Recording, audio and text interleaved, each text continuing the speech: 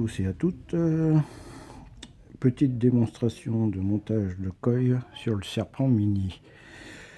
Car j'ai vu plusieurs posts ce matin qui en parlaient hier et tout ça. Donc je vais faire voir des petits montages pour le Serpent Mini. Alors, pour les noms du butant, d'habitude, on va enlever ça. Hop, on prend sa tige et d'habitude on tourne dans ce sens là, sauf que là le plateau est mis dans l'autre sens, donc il faut faire un coil de gaucher. Donc on passe le fil au dessus et on tourne à l'envers.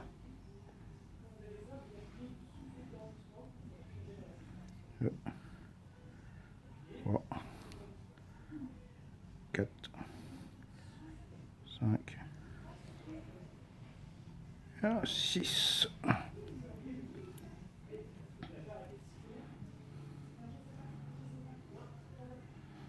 Voilà.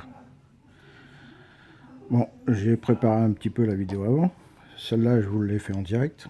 L'autre que je vous disais dans juste avant, c'est quand on tourne toujours dans le même sens et qu'on arrive sur le plateau, bah, il y a un problème. Il y a un petit couac. Donc le coil il va se retrouver un peu n'importe comment. Tandis qu'en le tournant dans l'autre sens, bah, quand on arrive, hop, on pose le coil comme ceci. Du coup, on revisse. Et bien souvent, hop. Ouais, qu'est-ce que je fais? C'est comme c'est du fil un peu plus fin. Je ferai voir pourquoi. C'est que quand c'est des fils un peu plus fins, à cause des vis, on est tendance à être en dessous de la vis. Donc, problème pour le serrer. Si tu fais le zoom, ce serait pas mal. Merci. Donc, là,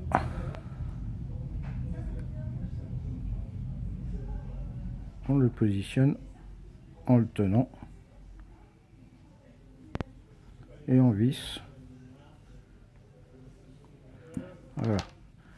Alors là, après, il y a juste à reprendre le coil et à le refixer.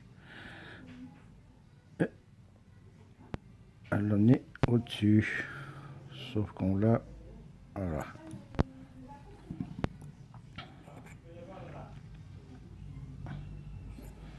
On repositionne. Et là, on vient couper vraiment au bord. On vérifie que ça dépasse pas. C'est quand on va revisser la cloche qui vient dessus, bah, ça risque de faire un petit peu contact.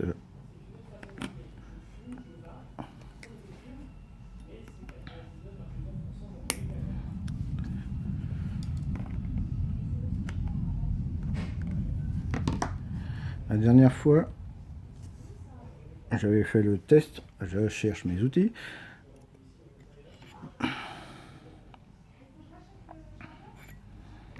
J'avais fait le test, je l'avais mis sur un autre appareil pour mais on peut aussi faire sur une box, car il y a un ommètre, le temps qu'elle s'allume. Hop.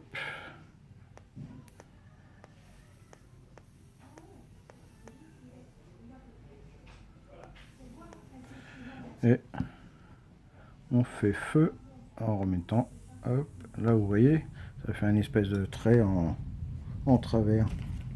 Pas bon. Donc on vient resserrer le coil. Et là, j'ai le cas qui vient de se produire. Donc on essaye. Pourquoi Hop. Et là, ça va. Pourquoi il... À mon avis, je dois avoir un défaut dans le fil. Ah, et voilà, c'est réglé. Vous avez vu? Comme ça partait en travers, j'avais un petit souci dans le fil. Donc j'ai mis la pince à l'intérieur et resserré comme ceci. Et après, tout le long pour que ça soit homogène. Ça, c'est la première partie. Maintenant, on peut serrer avec soit ce genre de pince. Là, c'est de la céramique. On peut prendre une pince à épiler. Sauf qu'avec une pince à épiler, ça va être tout du fer. Et le problème, faut pas appuyer en même temps que vous serrez, sinon ça va faire un petit courju.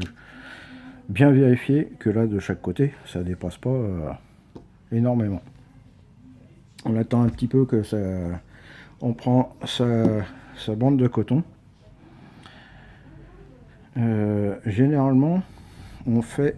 On va positionner par rapport au coton. Je cherche mon ciseau. Une bande un peu plus large que d'habitude.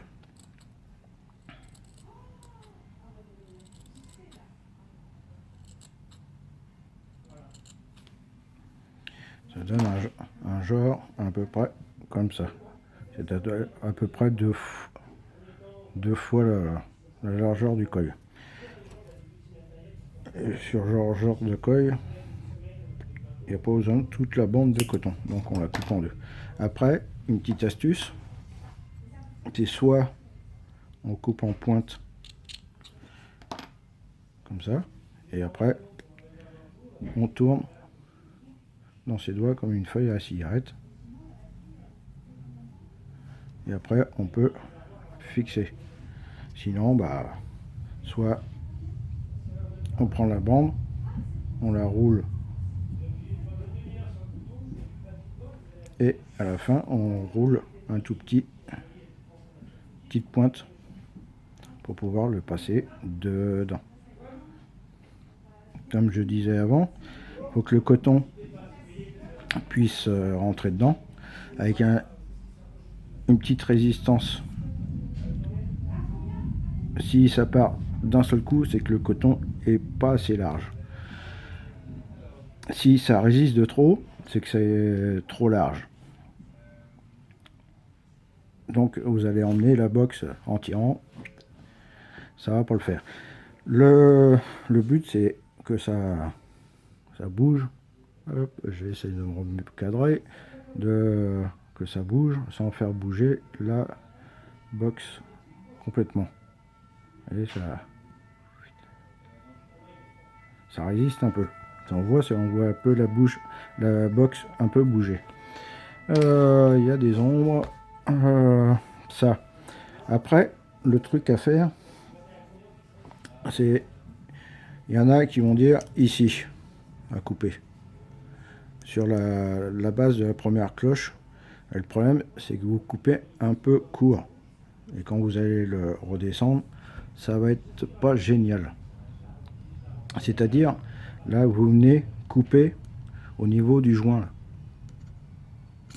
Là, à ce niveau-là. Du coup, quand vous coupez, et que vous venez rebloguer, ça fait à peu près ça. D'accord? Si vous coupiez trop long, le problème, c'est que ça va arriver dans la rigole qui est ici, entre le joint et la base, la rigole qui est ici, et le liquide va être stoppé. C'est quand vous allez resserrer la cloche vient s'intercaler là, donc ça vient écraser le coil. Du coup, c'est pas vraiment génial. Ah, on refait la même opération de l'autre côté. Et on vient vérifier qu'on est juste. Vous voyez? Après, si vous venez mettre votre coton, je vous conseille, c'est plutôt de l'humidifier. Fais un petit zoom, s'il te plaît. Hop, là, c'est bon. On vient de l'humidifier correctement. Voilà, voilà. Hop, on vient bien imbiber le coton.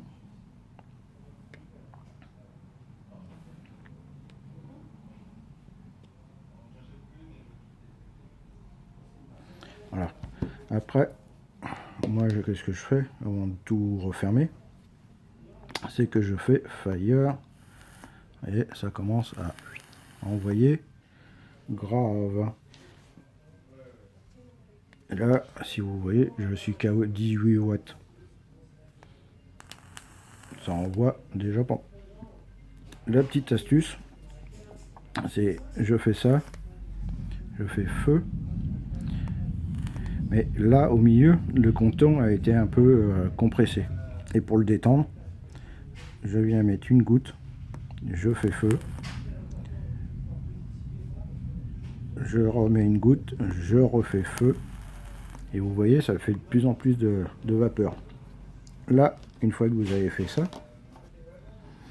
vous venez, hop, rebloguer dans la goulotte. En mettant correctement le coton.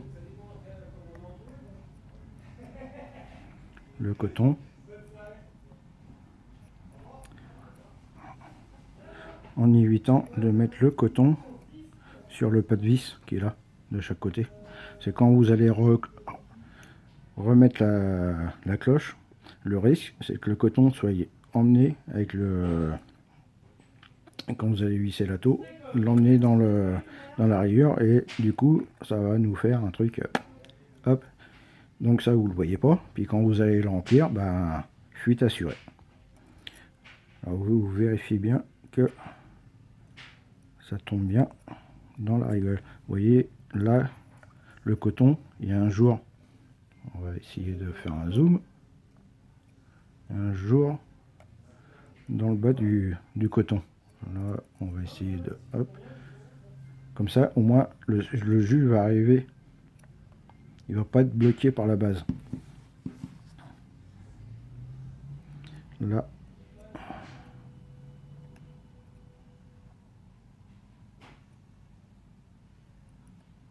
on fait la même chose, sauf que là j'ai le problème, le coton arrive dans l'arrivée du jus, donc on ressort et on coupe, hop, le petit bout,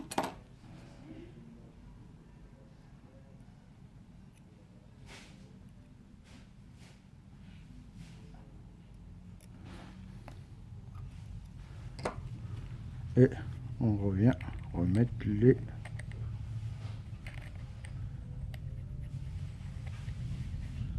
revisser la cloche,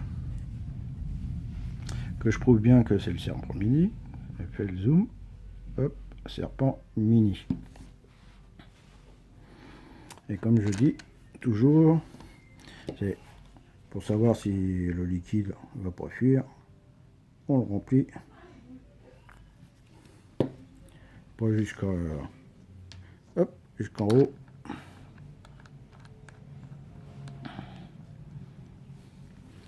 On n'oublie pas de fermer les airflows, d'ouvrir les airflows. Moi j'ai tendance à l'ouvrir à moitié. Et voilà, j'espère que vous avez tout compris. À la prochaine pour une nouvelle vidéo.